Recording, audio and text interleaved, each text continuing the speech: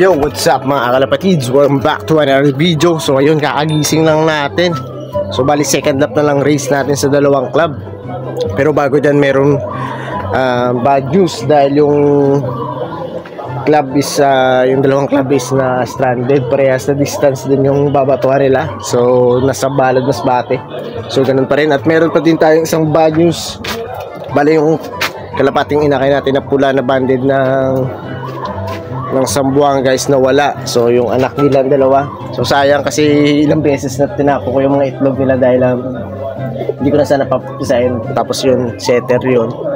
So nawala yung anak nila hapon dahil lumusot dito hapon, no? Kasi lumalabas dito eh.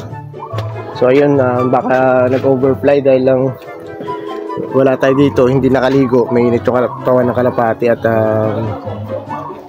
yun, baka pumitik ng hapon ng tanghali kasi wala ako dito eh. So sayang kalapatid sa nawala yung isa natin. Pero yun, update sa kalapati natin na training at race nung nakaraan. So ito sila guys. So yun mga kalapatids. So bali yung isa nating yung red bar, ayan, nakauwi pa. So bali yung di nakauwi is yung checkered. Yung checkered na anak na ito, yung Stitch. Tapos yun pala, kaya pala na-delayed dahil mayroong sugat sa may bandang kilikili. Namitos ko pa yung hapon, sobrang baba ng lipad. Hindi ko na nabidyoan dahil nagmamadali tayo dahil meron tayong pupuntahan. Tapos yun, nung nakaraan, nung isang hapon, umuwi ako dito, dalawa pa yung itlog, pero ito, fake egg lang to. Bali yung isang itlog is nawala. Hindi ko alam kung baka then medyo may kalapati na nagliliblim baka na lumabas na dito or baka pinulot ng iba or hindi ko alam kung bakit nawala. Tapos ito yung mga inakay natin guys.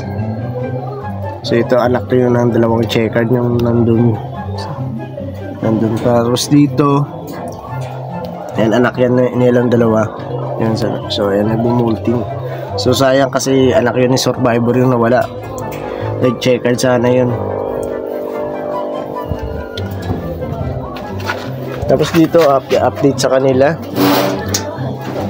Bale ito, yung itlog na ito is itlog to ng yung dalawang doon, yung finisher natin sa Sursugon line. So ayan, malapit na din yung mapisa pero mas mauna to yung Stitch X Bandon Brook. Ayan. Tapos dito, ito naman. Ayan, umitlog na din to. Meron na din tong similya. Pero yung isa parang hindi pa masyado. Pero i-check ko ulit mamaya. Tapos ito mga kalapatids, medyo malaki na din kahit paano dito yung inakay nila. Ayan, checkered. Mga kalapatids, so bali na-release yung race is nasa 7 AM. So hintay tayo ng mga forecast. Pero baka mga 7:45, 49, mga ganung oras yun. Ganung oras na naman yung uwian ng kalapate. So yung sa isang club sa may baybay, hindi pa alam kung ano oras na release. So abang-abang tayo. We are back again mga kalapatids. So bali yun, kape muna tayo. Bali ito yung pinadala natin mga kalapati dahil -2 na tayo. Yung isa hindi talaga nakauwi. Tapos yung red bar is meron sugat yung bandang kilikili niya, pero maliit lang naman, pahinga lang natin. So sayang yun dahil mabilis yun dun sana pag training. Pero yun, hindi siya natin ma-race, i-breed lang natin dahil maganda yung homing instinct niya, mabilis siya sa malapit. Tapos bali yung na-entry natin is 3 ibon na lang. Bali yung grizzle checkered na yung hen na checkered, grizzle hen na checkered, pagkatapos yung 6 tatlo lang yung na-race natin, dalawa sa SWPC, yung finisher natin ng Sursugon. Tapos yung isa yung YB na Tagkawayan sa baybay. So bali dalawa sa isang club, tapos isa sa isang club. Tapos yung training dun sa kabila is 2, tapos sa isa din. So ayun, abang-abang na lang tayo. Time check 7:17 in the morning. mga 7:45, 49, nandiyan na yung mga ibon, possible nandiyan yan. So yun. So bali yung release sa baybay is 7:20. So ilalagay ko yung forecast nilang dalawa. So yung sa baybay is nasa 8:08, possible na arrival na 1:4 yung speed. Tapos yung sa may SWPC is nasa 7:48. So tama yung prediction natin, mga 7:48, 45. Nandiyan yung mga kalapati na. Yun, lugi na naman tayo mga kalapatids dahil malapit lang, tapos mabilis yung mga kalaban natin. So pero ganun, wala talaga tayong magagawa dahil na-stranded yung sa may SWPC. So kawayan, mas bati sana yung release, nasa 150 plus o 160 yung distance dahil na-stranded yung sinasakyan nilang bangka. Tapos na para sugatan pa yung kapitan, yung nagdadala ng sakayan. So ayun, nasugatan siya at medyo nahirapan sila dahil hindi nila maayos dahil para nasira yung pambot nila. At yun, abang-abang na lang tayo. Time check tayo, 7:27. So mga 21 minutes nandiyan yung mga kalapati. So, sa SWPC possible mauna, tapos yung mga 8, around 8 bye-bye na. Yun, abang-abang na lang tayo. So tapusin na lang natin itong kape natin. So we are back again yung mga kalapatid. So ayun, wala pa nag-clock kahit pa paano. Time check 7:42. Yun, na-pimples na naman tayo. So wala pa, abang-abang tayo ulit. So meron dun sa may Panay, meron na daw dumaan ng mga kalapati. So possible na yun, pauwi yung mga kalapati kasi tama, sakto yung oras, 7:42. May makaklak na yan mamaya. Submitin natin 7:48, nandito na yung kalapati natin. Pero yun, hindi tayo umasa na 7:48 kasi 1:4 yung speed. Average speed lang ng kalapati natin is nasa 1:2 lang talaga. Kasi wala na yung mataas natin speed ng 1:3 pataas. Yung isang check-out na nawala ng sursugon. So ayun, abang-abang na lang ulit tayo. Yo, what's up mga kalapatids? Nauna pa ang Grizzle na training. Nauna pa yung training na Grizzle. So, what's up mga kalapatids? So nauna pa yung training na Grizzle. Yun yung hindi pa yung nakaranas ng midtoss kahapon. Oo, tama, hindi natin na midtoss. Bali yung na midtoss natin is wala pa at yung kinarera pa. Tapos meron siyang kasabay na isa na kalapati. Hindi ko lang alam kung kanino yun. Baka sumabay siya. So ayan, meron ng isa. So ayan. Una pa ang training. So nandyan, bumalik pa yung brown natin. Grabe.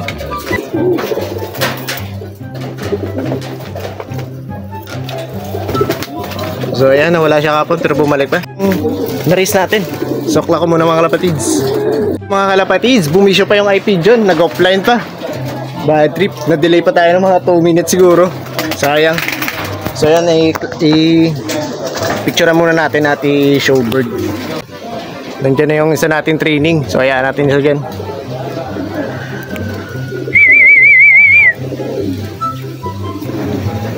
So mga kalapatids, so bali yung dalawang ibon na lang, yung pula at yung ang tawag nito, yung pula at yung checkered na entry natin sa baybay. So yun, lugi sa mga kasama natin dahil naka-midtoss sila ng mid-C. So tayo hindi tayo ng midtoss dahil hindi ko malalaman yung status nila kung ano ba yung katawan nila. Kasi wala tayo dito, walang magre-recover. So ayan, para mayroon pa palapit na dalawa. Pero hindi ko lang alam pa atin yan.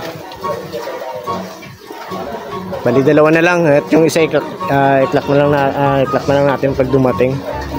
So ayan, buti hindi ko na lang tinayaan yun dahil di tayo nakamidtoss tayo malapit lang, nasa 14 kilometers lang. Tapos yun, unexpected yung dalawa, yung nauna, yung Grizzle at checkered na hen. So yun, mabilis talaga sila pag malapit talaga. So ayun, meron na tayong idea na possible na mag-breed pang lapitan, pang puling-puling. So So ayun, abang-abang na lang tayo ng isa na dadating. So ayan, nakalabas pa yung isa, kaya makulit yung isa natin na delay pa sa pag-clock. So ayun, prepared muna tayo ng painom nila para at least ma-recover sila. Clock natin. So ayun mga kalapatids, so bale itong blue bar nilagay muna natin dyan sa dyan dahil masyado siyang dominante. Tapos kaya pala nawala yung isang itlog dahil nabasag. Nakita ko dito yung shell. Ito sayang, itlog pa naman sana ito ni Survivor at yung checkered. Tapos yun, naklak na natin yung isa. So yun, wrong pick tayo. Pero yun, hindi ko naman yun natayan ng 3 laps. Bali nauna pa yung Grizzle, kapatid yun ng sinalihan natin ng tag team. Tapos yung isa is nasa 1% sana yung speed natin, kaya lang nagbisyo yung feed yun.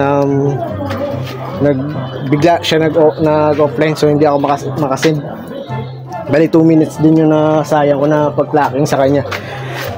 Yun, hiningal tayo dahil meron tayong binuhat. Tapos yun, sayang nadili yung ibo natin. Tapos isa na lang kalapati na lang yung hinihintay natin, yung pula. Bali meron yung sugat sa mata.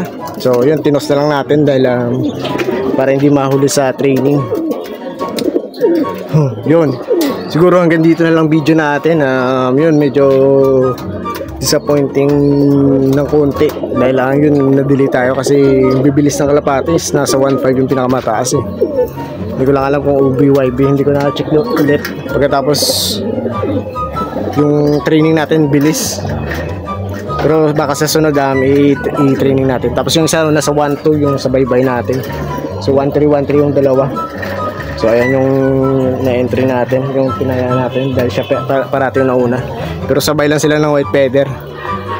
Yun, ngayon dito ng video natin. Kung nagustuhan nyo, pa-like, share, and subscribe. Ingat.